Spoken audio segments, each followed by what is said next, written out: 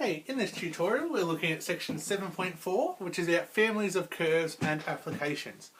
So if we want to find the constant of integration, that c value that we've been putting on all of our any derivatives, then we need some other information or initial condition, something like that, so that we can actually find what the c value is. Okay, so we'll have a look at a couple of worked examples. So we've got worked example 9, we've got if f dash of x equals 2 cos of 2x, find f of x if f of pi equals 2. So what we need to do is we need to anti-differentiate this function. So we need to find 2 cos of 2x dx. Okay, when we do that, okay, then we've got 2 times a half sine of 2x plus c. So our 2 and our half are going to cancel out and leave us with sine of 2x plus c. Okay, and we know that that is what f of x equals. So I'm going to say f of x equals our sine of 2x plus c. So we can say f of pi equals 2. So we can say, well, 2 equals sine of 2 pi plus c. Okay, so we can do that. Okay, well, we know sine of 2 pi is 0, so we know 2 equals c. So we know that our c value now is 2. Okay, so then we can find our f of x fully and say that f of x equals sine of 2x plus 2. So really that's just now our sine function that's been translated 2 units up. Okay. Again, we can find, we've got find y if dy dx equals 3x squared minus 2x plus 2 if the curve passes through the point 1, 0. So this is worked example 10. Okay, so we're going to do the same thing. We're going to find our antiderivative of 3x squared, take 2x plus 2 dx. Okay, so when we do that, we've got to increase our power by 1, making it 3, and divide it by 3. So we're going to get x cubed, because the 3 and the 3 are going to cancel out. Take, and we're going to have the same thing happen again, because we're going to make this x squared and divide by our 2, which will cancel out with this 2. So it'll just be x squared plus 2x plus c. And that's what y equals. Okay, take x squared plus 2x, so that's a take, plus our c. Now we know it goes to the point 1, 0, so we can sub that in. So well, 0 equals 1 cubed, take 1 squared, plus 2 times 1 plus c. So 0 equals 1 minus 1 plus 2 plus c. So then we can see that c equals minus 2. By rearranging that, so we get y equals x cubed minus x squared plus 2x minus 2. Okay, so we'll keep moving on. So we've got sketching graphs from derivatives. Okay, so we've just got a bit of information here to go through. So if we have a constant graph for our gradient function, so our gradient functions are in this column, then our original functions are in this one. So if our constant graph, okay, just goes through, it's just a horizontal line going through some point m, well, the degree of this function is 0. Okay, that means then when we find our original function, or we anti-differentiate this function, then it's going to be a straight line, a linear graph, whose gradient will be m, or will be this y-intercept there. That'll be the gradient of this one. Okay? And we've got a degree of 1. Now this graph can be translated vertically any way we like at this stage, because we haven't got other information to find that c value. If we had a linear function that's degree 1, well, we're going to go up a degree to make it a degree 2, and it's a quadratic. Right? And our x-intercepts of our linear function will be the turning point of our quadratic. So these x-intercepts here become our turning points up there. Right? If we go a quadratic, right, that's got a degree of 2, then we're going to go to a cubic that's got degree 3. Right? And the x-intercepts of our quadratic are going to become our turning points of our cubic. Right? These ones don't match up so well, but our x-intercepts become our turning points. If we went a cubic, then our x-intercepts again would become the turning points of a quartic, and so on. Okay, we've just got a little bit more information here. So we've got when our derivative function, our gradient function, is above the x-axis, this indicates that f of x will have a positive gradient. Okay, so you can see here, what I did was we were above the x-axis, so our gradient was always positive. Okay, for this one here, okay, gradient was positive here. Okay, then we had our x-intercept, and now gradient's negative, corresponding to being below the x-axis. And when our f dash of x is below the x-axis, this indicates that f of x will have a negative gradient.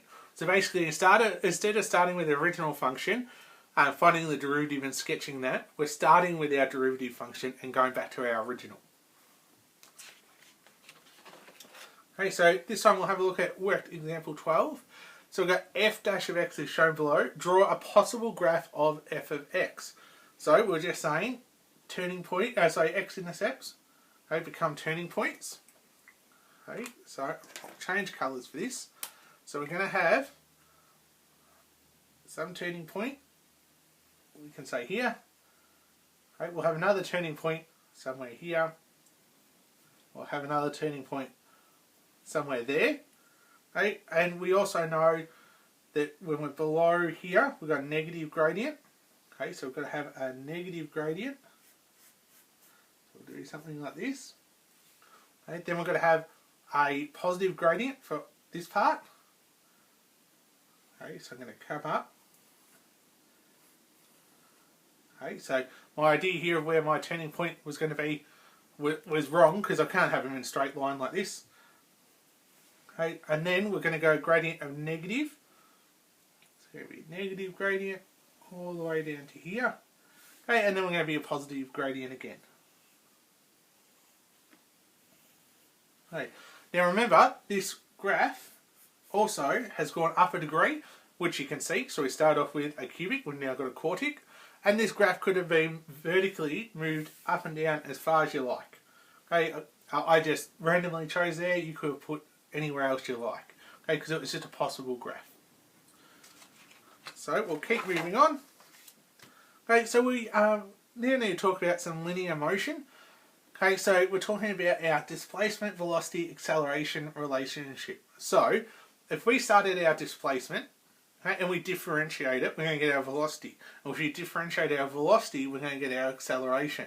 And so if we start our acceleration and we anti-differentiate, we get back to our velocity. And if we anti-differentiate our velocity, we get back to our displacement. Okay. One thing that we're going to get to in the next chapter is finding areas under curves, which we do by finding our anti-derivatives. So that means if we've got an acceleration time graph, okay, and find our area under it, okay, we actually get our velocity, and same going this way. But we'll have more on that a little bit later on. Okay, so we've got one more worked example to have a look at. Okay, so we've got in each case, find the displacement as a function of t if initially the particle is at the origin. Okay, so we've got our velocity. Okay, so we need to have a look, and we've got our velocity, and we've got to get back to our displacement. So we look, we've got velocity. Okay, we're going to have to anti-differentiate it to get our displacement. Okay, so what we need to do is find our antiderivative of t cubed minus t. Now, we've got to be careful, it's not dx, it's now to t. Okay, at the end, not dx, because we're anti-differentiating it with respect to t. So always be careful of that. And that'll give us t to the 4 on 4 minus t squared on 2 plus c. Okay, and this is our displacement, if you like, d for displacement. Okay, so what we need to do now is sub in 0, 0, okay, because we know our particles at the origin, to find our c value. Put 0 in here, it's going to equal 0. Put 0 in there, it's going to equal 0. And this is also 0, so we see that c equals 0. So our displacement is simply going to be t to the 4 on 4 minus t squared on 2. Okay, if we have a look at this one, okay, then we're going to do the same thing. 2t take 3 cubed dt. Okay, so that means that our displacement is going to equal, well, I'll go 2t take 3 to the 4 all over, now coefficient of t is 2 times our new power, which is 4, plus c. So we can say we've got our 2t take 3 to the 4 on 8 plus c. And again we've got to put in 0, 0. So 0 equals 2 times 0 minus 3 to the 4 on 8 plus c.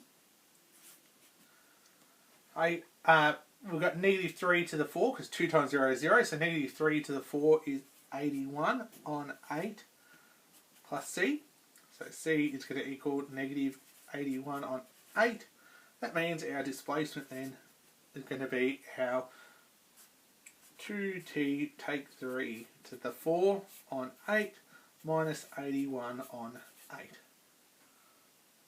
Okay. And if you like, you could simplify that a little bit and put it over the same denominator. And so we've got 2t take 3 to the 4 minus 81 on 8.